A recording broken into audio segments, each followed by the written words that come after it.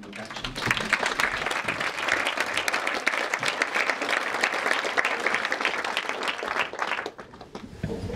From the same town where I am, and Mr.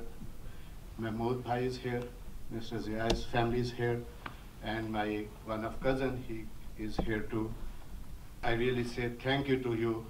Because of you, the support I got it on the early days is really I admire in my life.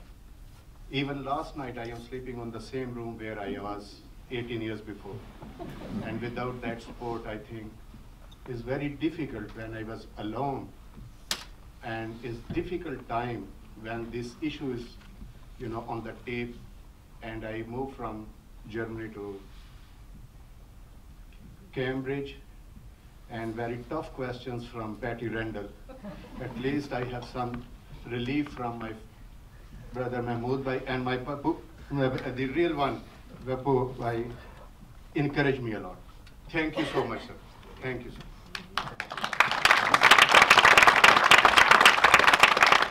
So we have, Amir and I have in common that we've had a hard time from Patty over the last 18 years.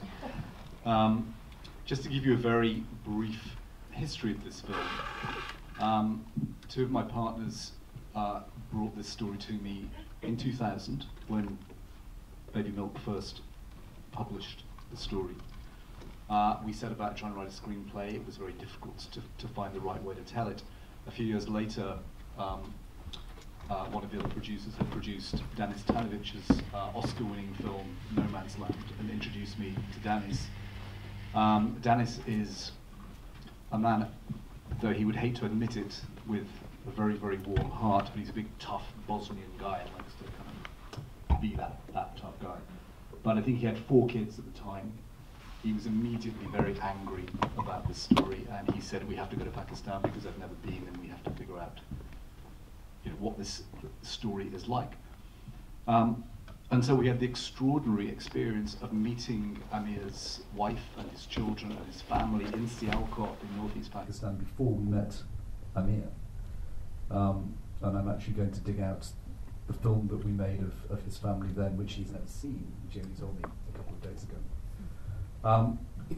But we had a very difficult task because taking on a corporation like Nestle is a very difficult thing to do. We had the support for the screenplay that Danis and I wrote for BBC Films and the UK Film Council, which was the kind of the government body at the time. But they all got scared because when a big corporation comes to town with a lot of money and starts to say that we're going to try and stop this film happening, they tried to persuade us, first of all, that it wasn't true, that we'd been to Pakistan, and decided to tell the story the way that you've just seen it, which involved having to put into it stories about blackmail and understand some of the pressures that Amir was under. But we came up against a concept of defamation law that means that if the only part of English law where you're guilty until you're proven innocent. So if Nestle accuse you of telling lies, they can come to court in the UK or in Paris or in Mumbai, and it'll cost you hundreds of thousands of pounds to prove that you're not telling lies. And that in itself made it very difficult, and both BBC and UK Film Council in the end had to pull out of the film because they couldn't take on those risks. I mean, Patty, it was a long time in the making. I mean, tell us from your point of view what it felt like to embark on that journey of trying to get the film made.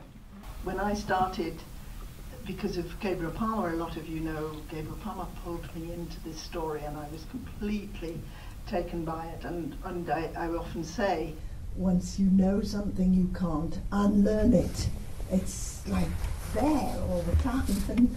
And so we were constantly doing all sorts of things, Judge of England and this, and just riding this wave of trying to get the public to understand what we understood and what we knew. And I think Baby Milk Action has always felt that we would never go public on something that we didn't know for sure that it was true. So that drove all of us all the time to look at the truth. So when this story about Amir came, so it was before I met Andy, obviously, but that whole question, we'd been dealing with it before he came to Germany on the film. And we knew about the tape, but we just didn't understand it. We'd never seen the transcript. We didn't know quite what it was. And then to be told by Oliver Schromm in Germany that it was a true tape and that it was his voice, I was just staggered and not sure what to do. I mean, we knew the evidence was good, but we didn't know whether we were being fooled and double-crossed.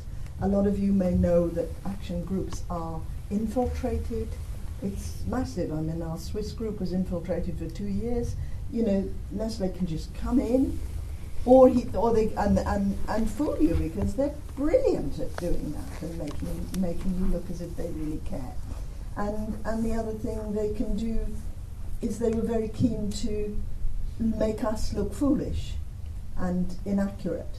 So I was very scared when I realised about the tape that it was true. And so Amir coming to my house, that was really scary. I'd never had a Nestle salesman stay for a week in my house. Do you give him a key?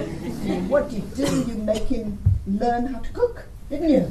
How to cook, Amir, because he'd never touched a kettle or anything. But we got to know each other, and I think he was so young at that time, and he did not know whether he was going to be, if he admitted things to me, then he might go to jail in Britain. He didn't know the German law, he didn't know the British law.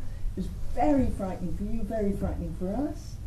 So we were just trying to get at the truth and convince him that whatever he said, we would be with him, we would not let him down, he would be there, and whatever. And I mean, is that what it felt like for you? I mean, you'd left your family behind in Pakistan. You go to Germany. You find yourself in the middle of this storm in Germany, and you find yourself in Cambridge with Patty. Which was the scariest part? Don't answer that. It's entrapment. The whole thing is entrapment. The German, when they played a tape in the International Baby Food Action Network's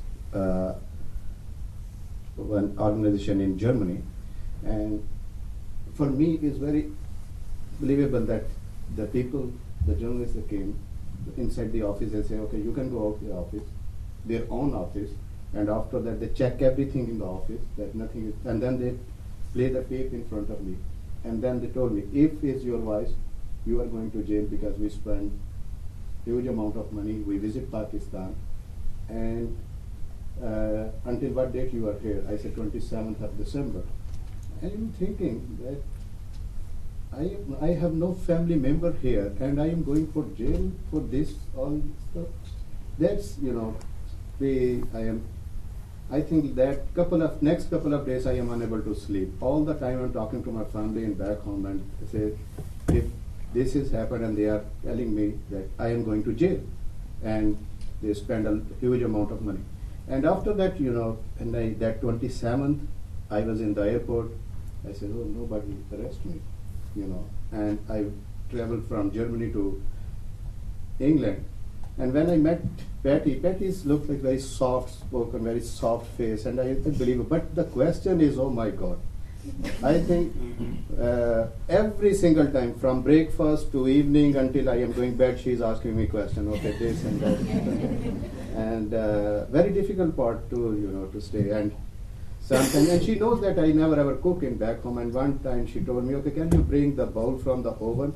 I just go inside, open the oven and take the bowl like 350 temperature, and my hands are burned, but I bring the bowl safely to her table and say, look at my, very difficult time with her too. We got on very well, And later on, finally I decided, but she is, Mike, I miss Mike today, Mike Brady. Yeah. Mike Brady and Patty both are very nice, and they explained me the situation, that you explain everything, that what is this tape about, and after that, they explained me the rules and regulations that this is nothing has happened. You are not going anywhere, you know. And then both of them, I think after 1.5 weeks, everything is clear. I signed a memorandum of understanding, something like that. Swore on something. Yeah, swore, and I explained you. Yeah, the Quran, yeah. And finally, you know, they're really nice, and now she's really looking after me. Always she's care about my hairs. This is there are no hairs, and really nice, you know. I'm saying no, she's. Yeah, you stop being nasty to me now. So we should move on. We should. But back. then the film was amazing. Yeah. We'll take a question up here at the back. Yeah. Did Nestle bring in procedures? Did you walk your approach to telling the story successfully? When we premiered the film at the Toronto Film Festival, we knew there were going to be a lot of Nestle people in the audience because that was the first time that it was publicly shown. And we'd had to do quite a job. I mean, the people who run the Toronto Film Festival are very good, brave people, but they did come to me and say, "Is it safe?" And I said, "All I can tell you is it's true, because we had done a colossal amount of research, and as you say, asking Amir to let us do the warts and all approach was, first of all, dramatically why the story worked, but it also made us. Nestle didn't, I think, anticipate that we would do that. They'd spent a great deal of time trying to persuade the BBC that we were being duped by a blackmailer, and it hadn't occurred to them that the reason that we believed the story was because human beings don't behave like complete angels. They are, in an incredibly difficult situation, and I think when we understood the nature of the recording and everything else was when we actually believed the story for the first time. So we showed the film with some trepidation.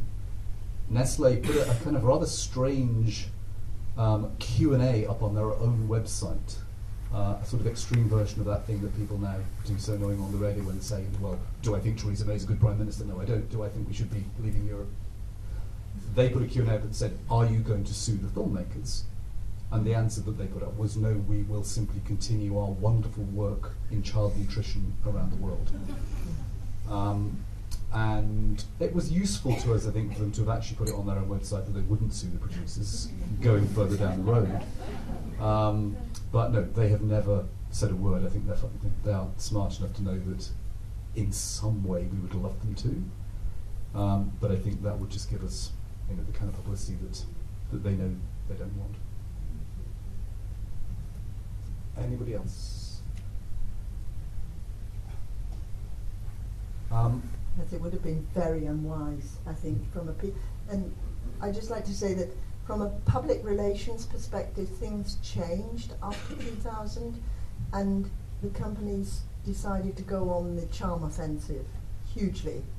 And so what we have now is this, and I take some responsibility for the whole public-private partnership type mode of things, where you believe that the company is just slightly better if you can get into partnership with them. And so it's the job of the company to make you believe that they are now reformed characters. They'll admit that things were wrong in the past, but now they're fine, and you can trust them, and you don't need to legislate them. I've got loads of quotes from Nestle. You don't need to, because we have it in our hearts. We really do care.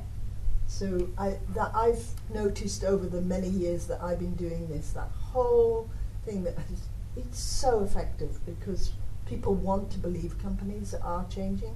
They don't understand what a corporation is.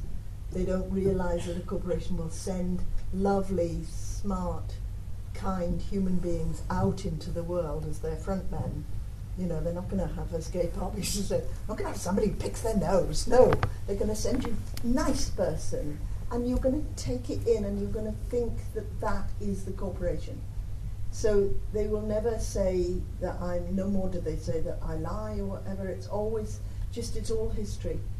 So unless you've got up-to-date, today information, which we have actually, but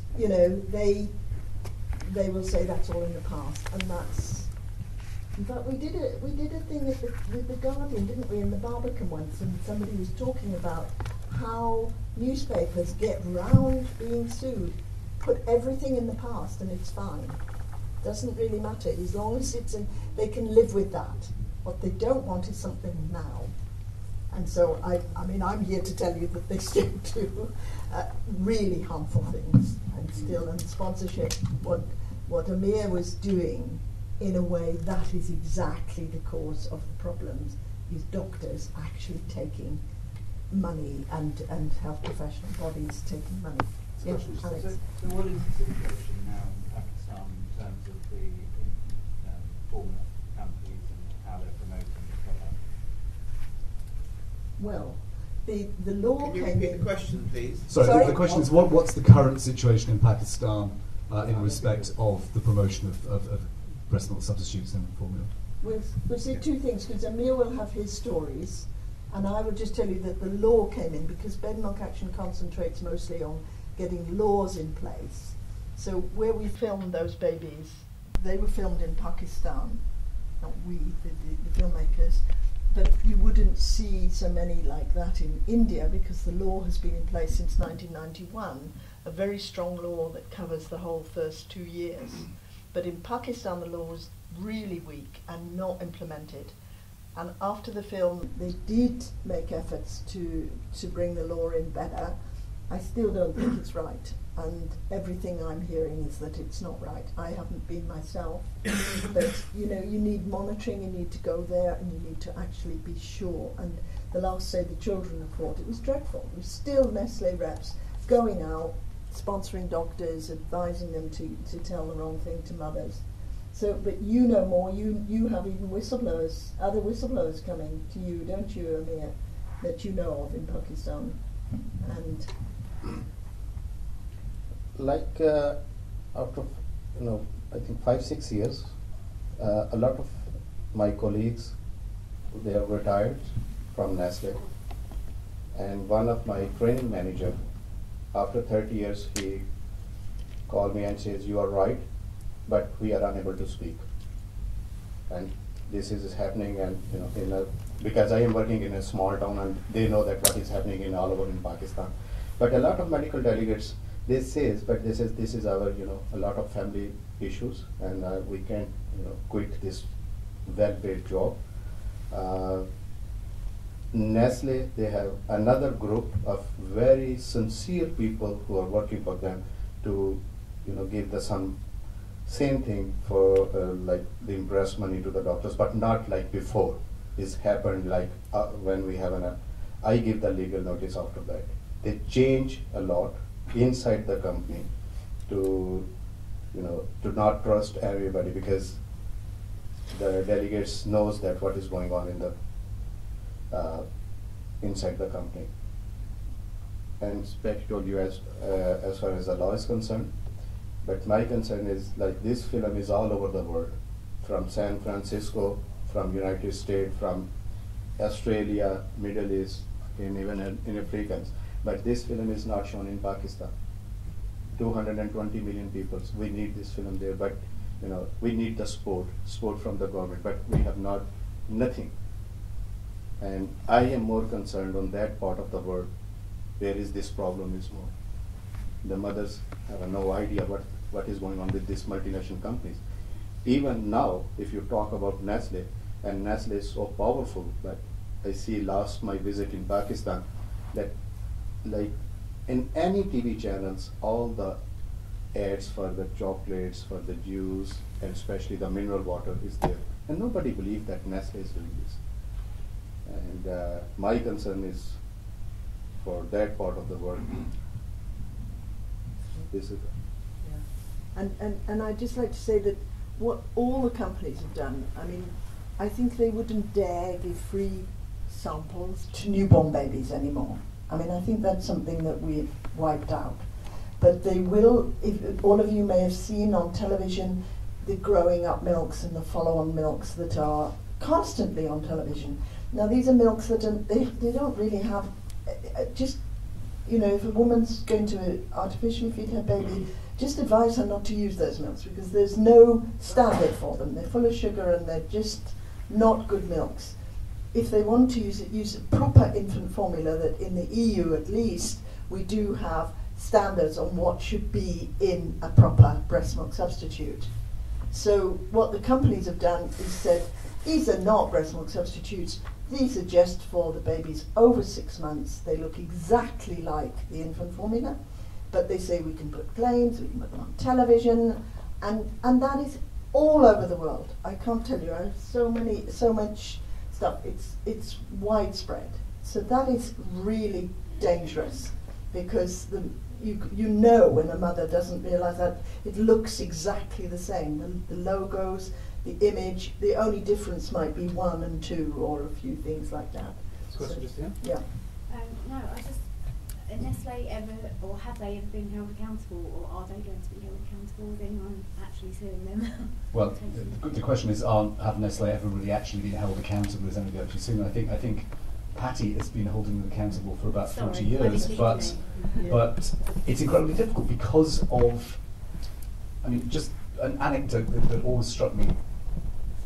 At the end of this film, when they're interviewing the Nestle executive, what actually happened on that day was that they brought him in as, to do the interview on the day of what was effectively a current affairs program.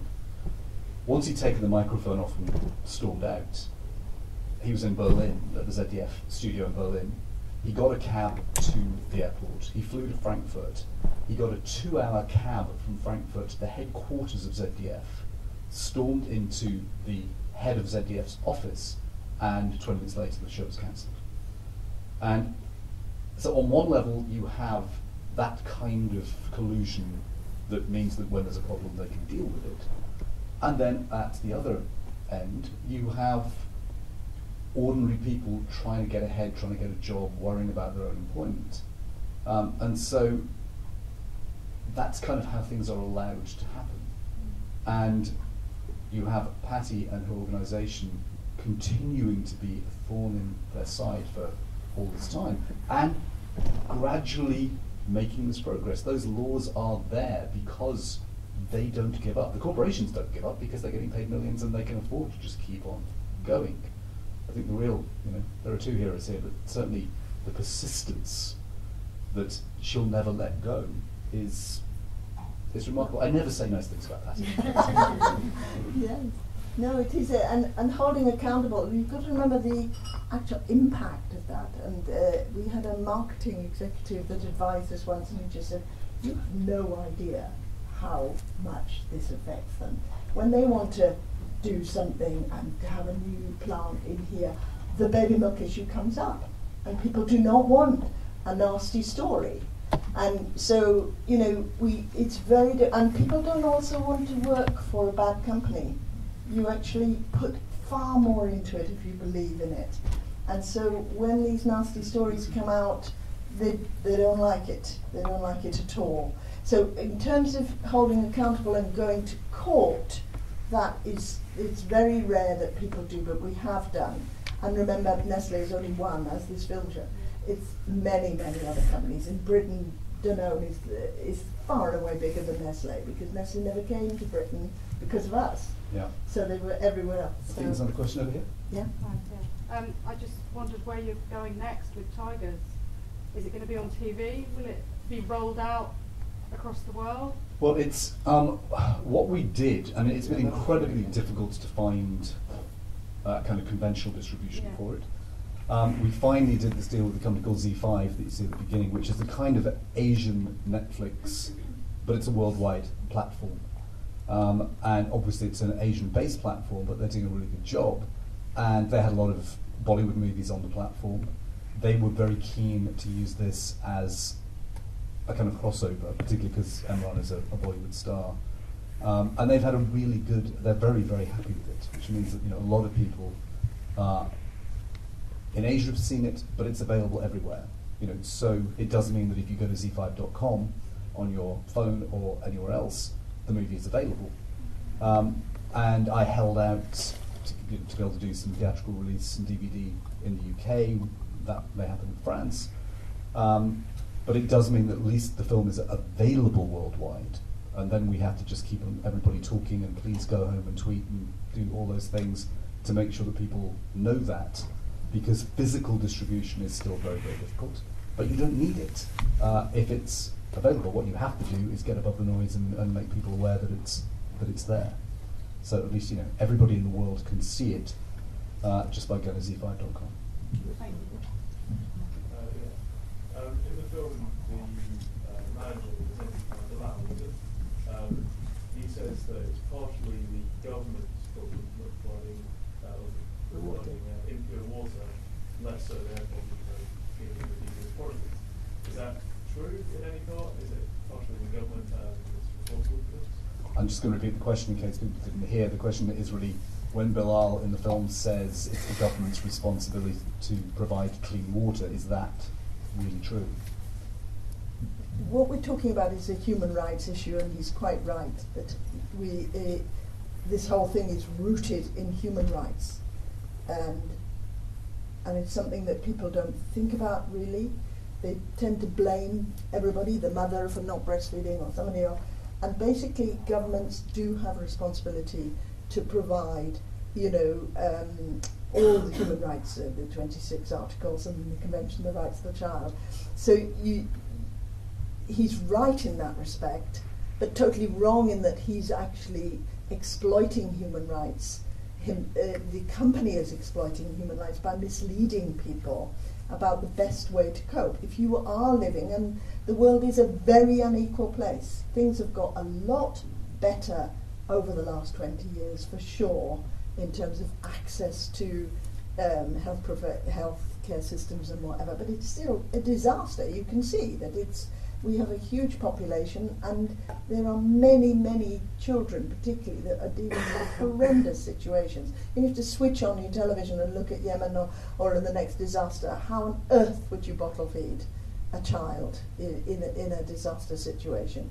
So, and people don't have access. And you see that Capernaum film, I don't know whether any of you saw it, and makes your heart weep, So, but are you going to blame a poor country that actually has been squeezed and all its resources taken away by rich people? That's what got us started in the early days, because we couldn't bear it, that actually companies based in the West were screwing these companies, taking everything out, and then making a huge amount of money. Nestle would go around, wouldn't they, with small farmers, and take the money, take the milk, and then just put it in Tetra Paks and sell it back at a huge extra cost. When they came in with the water, you told me they bought every single plastic bottle in Pakistan before they launched Pure Life. So what does the government do? Do they use Pure Life, or do you do piped water? And so you've got these companies, Nestle and all the others. It's not just Nestle. Nestle and Danone are huge in bottled water. So then you feel more safe with the bottled water than you do with your piped water. Big problems. I mean, all my message and take-home message is, please keep the corporates. They're going to be there, and we need them for certain things, infrastructure, roads, and all the rest. But let's make sure that they don't get involved in the policy setting and the lawmaking. That's what they want. We need governments to take their responsibility properly to safeguard human beings, and then make sure that corporations stop harming human beings. And if I might just add on just on the specifics of that, when, right back in '78, the very beginning of the film, when Ted Kennedy's interrogating and saying, where you know that the water is not safe, should your product be used, what's your corporate responsibility? Even back then going, that's not our problem.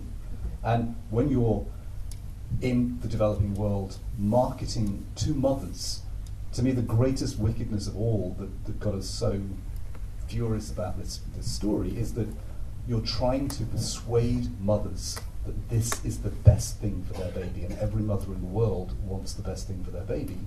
And so you make them spend money they don't have to use something that isn't safe to use.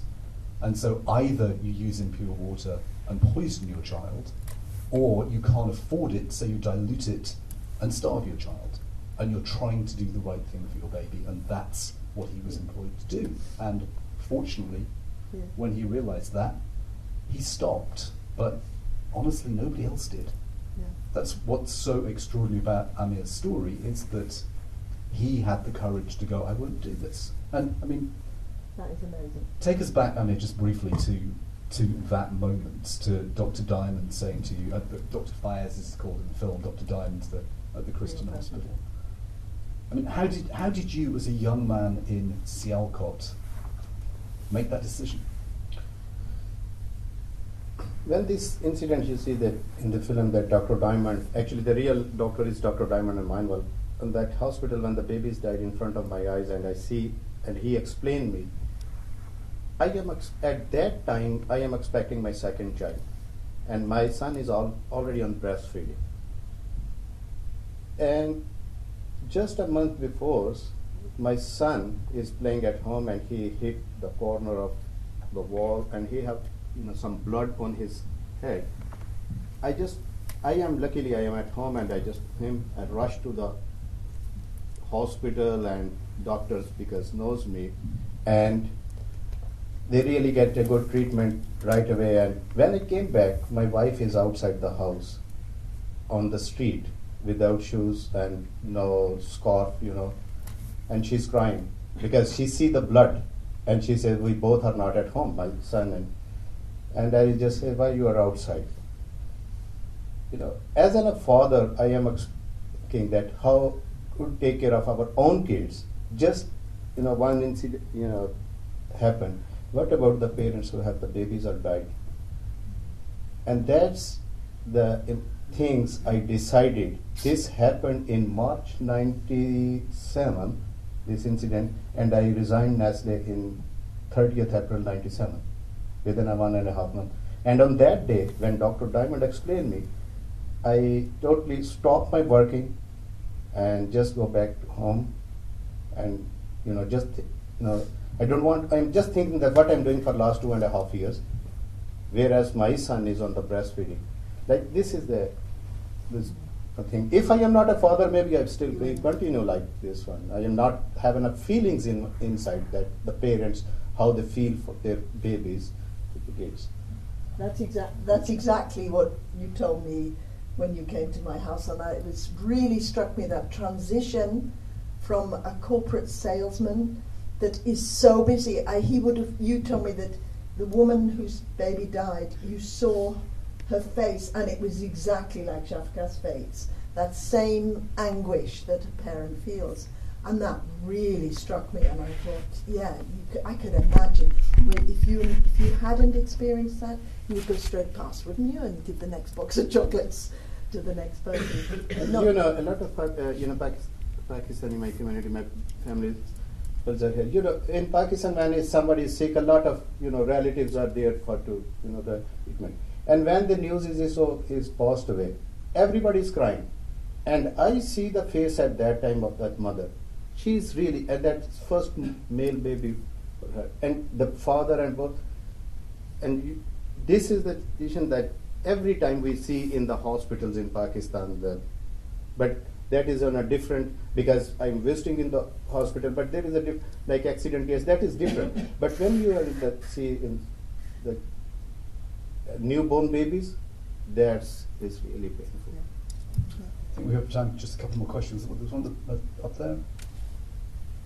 No? Yeah. Not a question, I just wanted to say thank you to both of you, all of you, for your courage and just what you've done, and just how else can we help apart from talking? Oh, lots of ways to help. You're in Cambridge. Yeah, there's lots of ways. Yeah, I was just going to say, your whole life has changed because of what you did. Do you have any regrets about doing what you did, or do you feel proud of what you've done? Of course, I'm very proud. I have no regrets when I see this full packed cinema. This is the impact of this film, and I would like to love that this film is known around the world to where this real problem is. The regrets and disappointment is only always, I say, WHO and UNICEF and all these other international human talking about, the women's rights, children's rights. I think nothing. If Andy Patterson is not him, just I explain him. We first in contact in 2001, and last time he keep continue until 2030, and in 2012 I think you visit Toronto, and he gave me a contract for this film for 14-15 pages, and he said, can you sign it? I just take and just sign it and give it to back, and he says, you didn't read it. I said, I trust you. But inside I know nothing has happened because it's 13 years. Like, I think Dana Stanley and listen, this is the real people. These people in WHO and this all, nobody contact me until now. They are just like, you know, these people in the offices of these big offices, just like another WWF wrestler, you know. This fake playing and all the statements are, you know. This is all the stuff. But listen, I always have to step in here. WHO is under huge pressure to do multi-stakeholder partnerships. Go on my website and you will see all about the worry we have that this super body that is the world's highest health policy setting body in the world has no money. Everything is trapped. Everything is and the US more than any other countries pulling it down, pulling it down. Don't do this norm setting. Do partnerships. Do this, do that. Partner up with Google. Partner up with this and this company or another. So WHO has always been, the whole time that I've been working with them, constantly under pressure. So while I totally agree with you that it is, most people are thinking about their pensions. I think pensions are terrible, really. But those that are brave enough to say, I don't care, and I'm going to put my job on the line, and there have been amazing people at WHO who have been prepared to do that. But they are few and far between. But we need to work and just keep saying the same thing to them. Remember the human beings. Don't partner up with these corporations. You will lose all your reputation, all your trust, everything.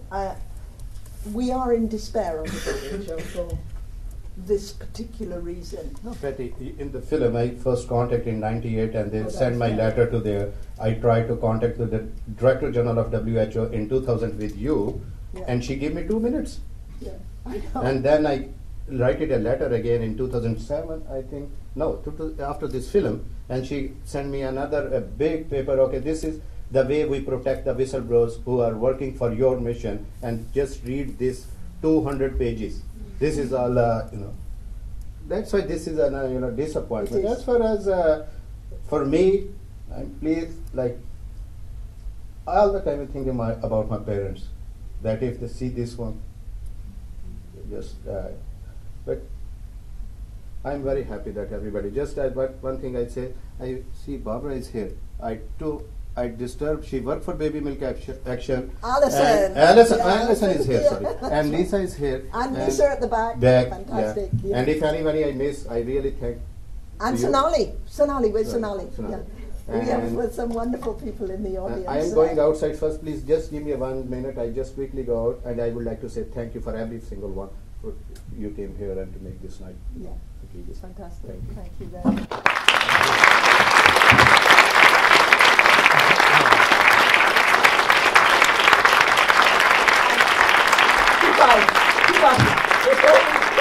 And join Baby Milk Action, donate to Baby Milk Action, because I do think it is, if we can keep going, and we are very tiny amounts of money because we don't take any corporate money. So it really does make a difference just having members or donors. Thanks very, very much.